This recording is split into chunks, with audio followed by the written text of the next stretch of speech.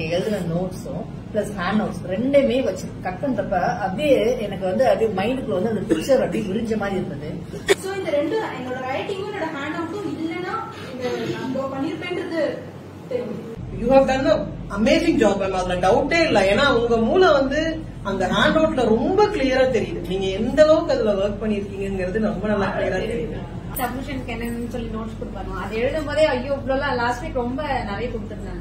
அது பார்க்கும் போதே பயமா இருந்தது. நம்ம வீட்டுக்கு போயிட்டு அதை எப்படி பண்ண போறோம் அப்படின்னு சொல்லிட்டு. ஆனா ஒன்ஸ் அதெல்லாம் ட்ரை பண்ணி முடிச்சிட்டு ட்ரெஸ் போட்டு பார்க்கும் போது அந்த கான்பிடன்ட் லெவல் வேற லெவல் இருக்கு. இவ்வளவு உள்ள போக வேண்டி இருக்கு.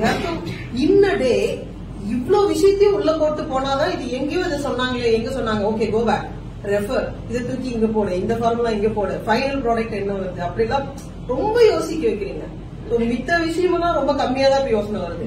வெறும் மைண்ட்ல முக்காவாசி ஆக்கிபை ஆயிருக்கிறது வந்து இதுதான். And in fact I am working. இந்த ஒர்க் பண்றப்ப நிஜம்லே மேம் ரொம்ப எனக்கு என்ன சொல்றதுன்னா ரொம்ப எனக்கு வந்து பி சாஃப்ட் வந்து ரொம்ப தேங்க்ஃபுல் தோணுச்சு. ஏன்னா நம்ம இங்க ஒரு சாம்பிள் தான் இங்க சொல்லி தரீங்க. நாங்களே எங்களோட மெஷர்மெண்ட்டை வச்சு கட் பண்ணி நாங்களே பண்றோம். அப்ப அது எவ்வளவு பெரிய கிஃப்ட். ஏன்னா நீங்க எங்களோட மெஷர்மெண்ட் இங்கே ஈஸியா சொல்லி கொடுத்தா நாங்க வெட்டி தச்சுட்டு போயிருவோம்.